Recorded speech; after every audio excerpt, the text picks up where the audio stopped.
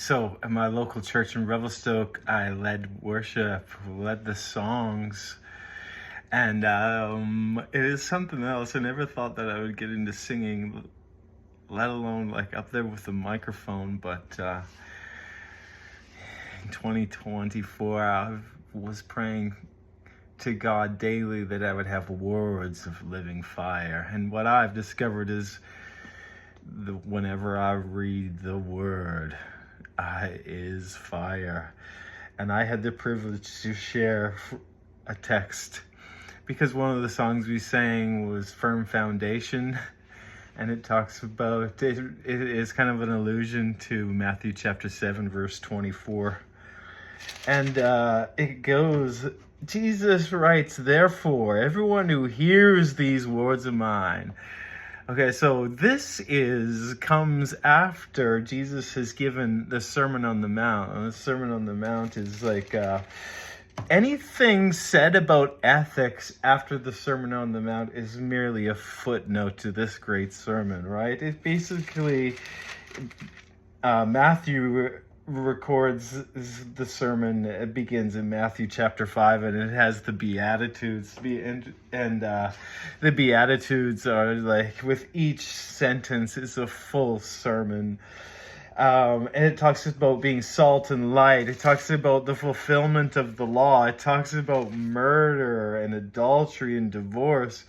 It talks about oaths, an eye for an eye. It talks about loving your enemies. It talks about giving to the needy.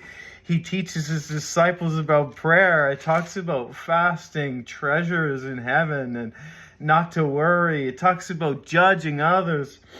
It talks about seeking, asking, and acting. Oh, this is like some of the quintessential teachings of Jesus.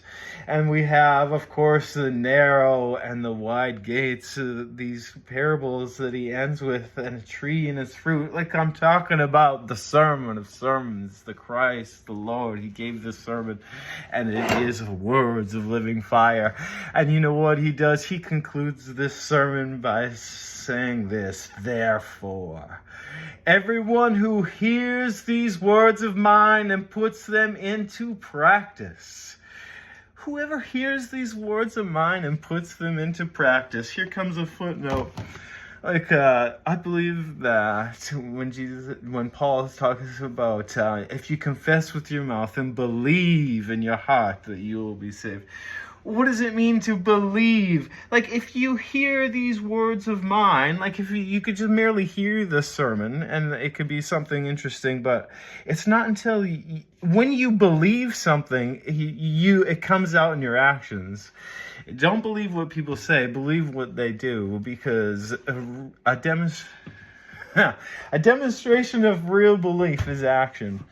And we could go to the book of James to really flesh that out, but I don't know. I'm talking about the Sermon on the Mount, and Jesus, he says this.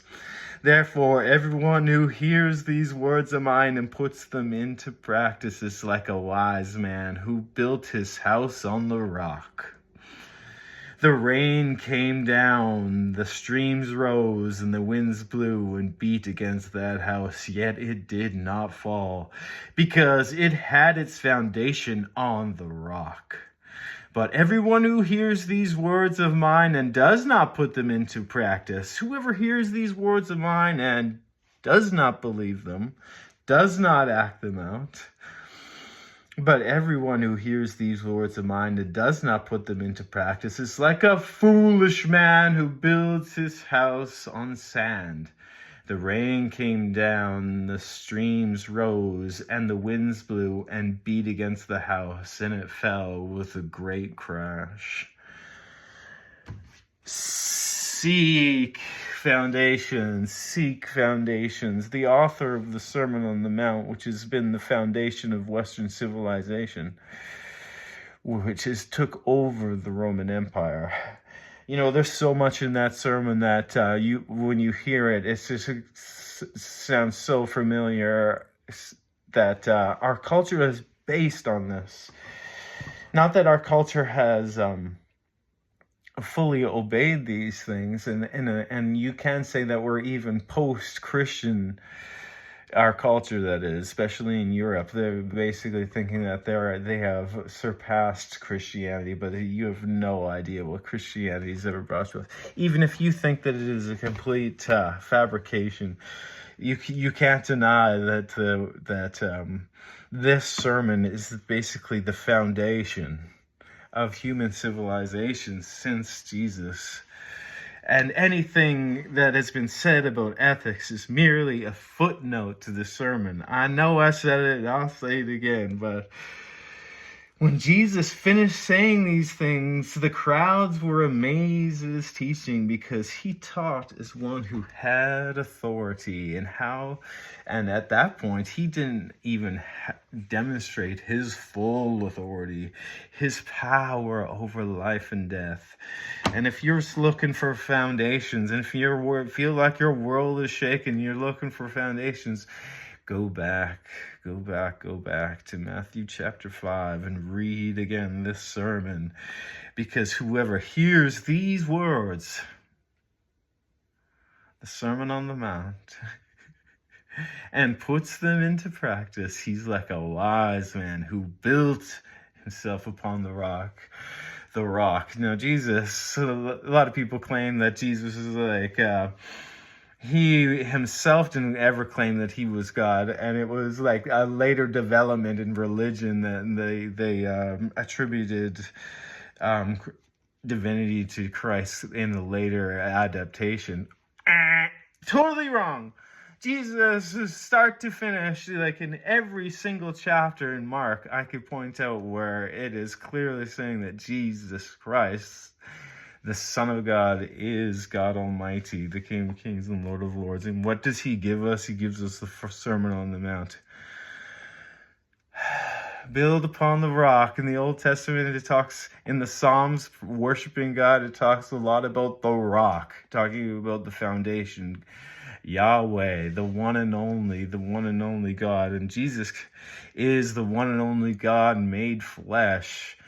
Because in these end times, God no longer just sends his prophets, but he sends his Son himself, the one in whom all glory and honor is, and all power and glory and honor and dominion. Like, he is the one who took the keys of heaven, of earth, of Hades. He is the resurrection and the life. Come on. Oh, man. Be ready to receive 2025.